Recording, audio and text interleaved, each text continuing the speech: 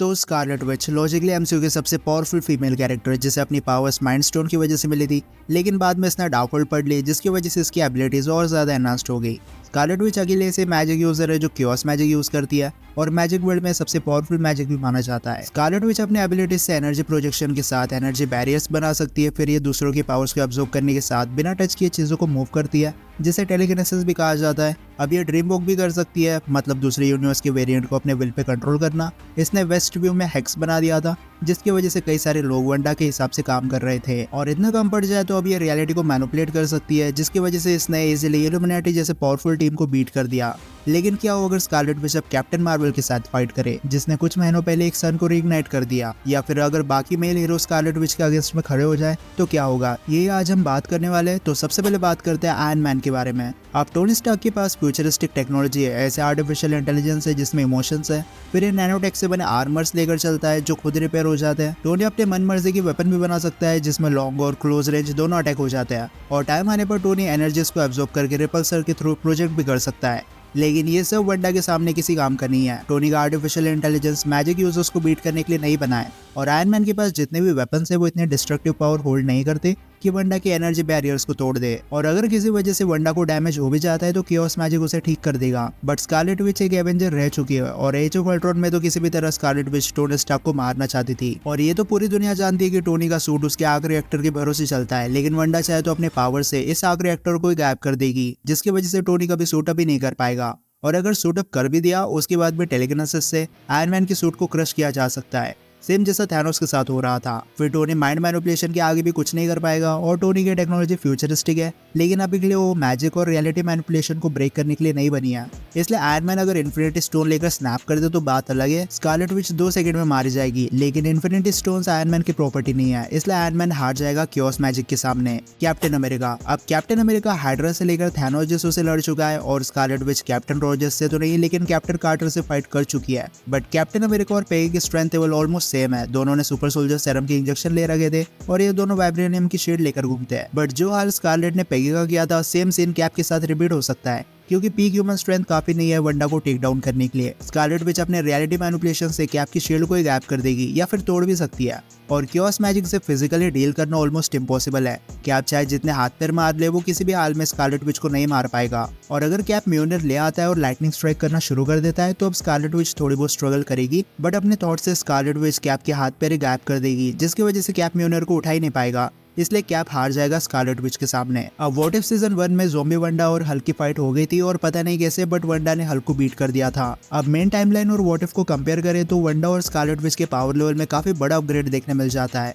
लेकिन हल्क के power level वही सेम लेवल पर देखने मिल जाती है। लेकिन ये बात अच्छी है कि हल्क जितना गुस्सा होता है उतना पावरफुल बन जाता है, ऊपर से बहुत कम कैरेक्टर्स है जो हल्क की रॉ स्ट्रेंथ को मैच कर सकते हैं और स्कारलेट विच उन लोगों में से नहीं है। इसलिए अगर हल्क स्कारलेट विच पर सरप्राइज अटैक कर देता है और उसका सिर पिचका देता है या फिर अपनी रॉ स्ट्रेंथ से उसके बॉडी को क्रश कर देता है, तब इस सिचुएशन में स्कारलेट विच को टाइम रहते स्पेल कास्ट करने का मौका नहीं मिलेगा और वो मारी जाएगी। लेकिन टाइम के साथ स्कारलेट विच के रिफ्लेक्सेस काफी अच्छे हो चुके हैं और अगर गलती से भी विच हल्क के अटैक को सर्वाइव कर गई तो ऐसे कई सारे रास्ते हैं जिससे वो हल्क को मार गिरा सकती है, जैसे माइंड मैनिपुलेशन। बेसिकली हल्क जितना फिजिकली स्ट्रॉन्ग है उतना ही मेंटली वीक, और एज ऑफ अल्ट्रॉन में हम देख चुके हैं कि वंडा ने हल्क का क्या हाल कर दिया था, इसलिए माइंड मैनिपुलेशन हो गया तो हल्क कुछ नहीं कर पाएगा। और इसी को थोड़ा बड़े स्केल पर ले जाए तो वंडा हेक्स बनाकर हल्क से फाइट करेगी, जहाँ जीतने की पॉसिबिलिटी बढ़ जाती है वंडा के लिए। वो हेक्स के अंदर हल्क को इतनी बुरी तरीके से मैनिपुलेट कर सकती है कि जैसा वो सोचेगी हल्क वैसे एक्ट करेगा, और क्योंकि हल्क मेंटली वीक है इसलिए वो हेक्स स्पेल को ओवरकम नहीं कर पाएगा, इसलिए हल्क की जीतने के चांसेस बहुत कम है स्कारलेट विच के सामने।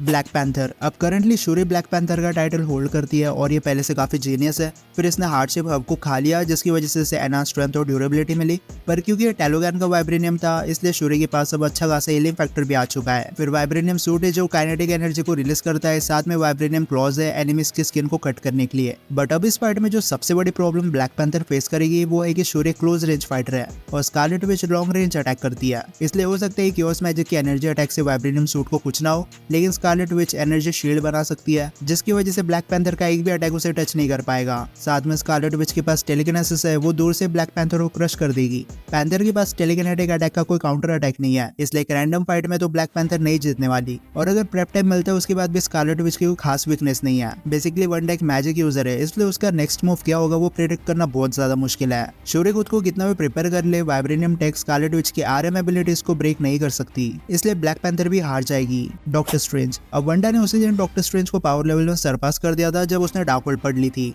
बेसिकली मल्टीवर्स ऑफ मैडनेस हम सबने देख रखी है और उसमें साफ नजर आता है कि डॉक्टर स्ट्रेंज का एल्ड्रिच मैजिक बहुत फीका पड़ जाता है कियोस मैजिक के सामने। स्ट्रेंज ने स्कारलेट विच के सामने कामरताज की आर्मी को खड़ा कर दिया, लेकिन वनडा ने उन सबको कूट दिया। इसके बाद वोंग जो सोर्सर सुप्रीम बन चुका था उसकी भी एक नहीं चली और डॉक्टर स्ट्रेंज को भी ये बात पता थी, वो इसलिए वनडा से दूर ही भाग रहा था। अब स्ट्रेंज ने भी ड्रीम वॉक करने के लिए डार्कहोल्ड पड़ी थी, लेकिन फिर भी वो कियोस मैजिक को बीट नहीं कर सकता क्योंकि डार्कहोल्ड ओरिजिनली कियोस मैजिक को उसके फुल पोटेंशियल पर यूज करने के लिए बनी है। अगर स्ट्रेंज को एक फेयर फाइट में स्कारलेट विच को बीट करना है तो सिर्फ एक ही रास्ता है, बुक ऑफ विशांति को पढ़ के उसकी व्हाइट स्पेल यूज करो। लेकिन ऐसा होने से पहले विशांति बुक राग बन चुकी है, इसलिए अब हमें कभी पता नहीं चलेगा कि व्हाइट मैजिक डार्कहोल्ड को कैसे काउंटर करता है। अगर स्ट्रेंज के पास कुछ व्हाइट मैजिक स्पेल होते तो बात अलग थी, लेकिन अभी के लिए तो स्ट्रेंज कोई मैच नहीं है स्कारलेट विच के लिए। Captain Marvel. अब कैप्टन मार्वल और स्कारलेट विच की फाइट ऑलरेडी हो चुकी है, बस ये वेरिएंट 838 यूनिवर्स से थी। लेकिन हम किसी भी यूनिवर्स की कैप्टन मार्वल को देखें, उनकी पावर लेवल्स और एबिलिटी सेम देखने मिल जाती है, जैसे लाइट स्पीड से ट्रैवल करना, सुपर ह्यूमन स्ट्रेंथ, ड्यूरेबिलिटी और फोटोन बीम्स को प्रोड्यूस करना।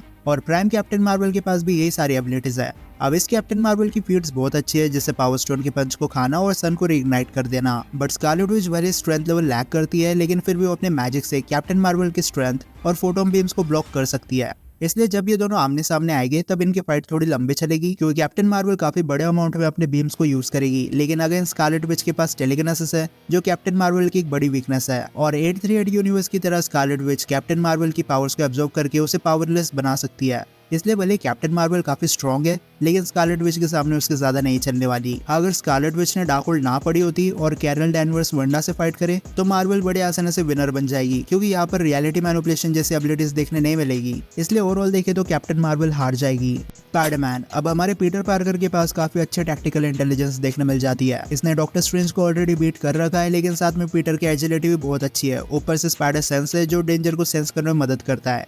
अब इस बात से कोई डिनाई नहीं कर सकता कि स्पाइडरमैन काफी स्ट्रॉन्ग एनिमी से फाइट कर चुका है, बट स्पाइडरमैन की कुछ वीकनेस हमें देखने मिल जाती है। जैसे आयरन स्पाइडर सूट में 500 से ज्यादा वेब शूटिंग मोड्स होने के बाद भी स्पाइडरमैन के पास कोई डिस्ट्रक्टिव अटैक नहीं है, जिससे वो सुपर ह्यूमंस को एक झटके में मार गिरा सकता है। सेकंड वीकनेस है बैटल एक्सपीरियंस। बेसिकली पीटर के पास बैटल एक्सपीरियंस है, लेकिन स्कारलेट विच जितना नहीं। बट स्कारलेट विच के पास ऐसे बहुत सारे तरीके हैं जिससे वो स्पाइडरमैन को बीट कर सकती है, जिससे उसका माइंड मैनिपुलेट करके। स्पाइडरमैन ने सब कुछ खो दिया है पिछले कुछ सालों में, इसलिए अभी के लिए तो वो इमोशनली बहुत ज्यादा कमजोर हो चुका है। अब ऐसे टाइम पर अगर वनडा ने पीटर का माइंड मैनिपुलेट कर दिया तो पीटर उसे रेजिस्ट नहीं कर पाएगा और आखिर में हार जाएगा। और अपने डिफेंसेस में पीटर भी वनडा को अपने वेब से ब्लाइंड कर सकता है या फिर उसके हाथ बांध सकता है, बट ये काफी नहीं है। कियोस मैजिक यूज करने के लिए किसी आई मूवमेंट या फिर हाथ पैर हिलाने की जरूरत नहीं होती है, इसलिए स्पाइडरमैन के अटैक से वनडा स्लो डाउन नहीं होगी और स्पाइडरमैन ज्यादा से ज्यादा वनडा की एनर्जी प्रोजेक्शन से खुद को प्रोटेक्ट कर सकता है। लेकिन अगर स्कारलेट विच ने स्पाइडरमैन को अपने टेलीकिनेसिस से पकड़ के मिस्टर फैंटास्टिक वाला ट्रीटमेंट दे दिया तो स्पाइडरमैन कुछ नहीं कर पाएगा, इसलिए स्पाइडरमैन मारा जाएगा स्कारलेट विच के सामने। लेकिन इसी के साथ Scarlet Witch versus male heroes की बैटल यही खत्म होती है। अब अगर आपके पास कोई ओपिनियंस हो तो मुझे कमेंट सेक्शन में बता सकते हो।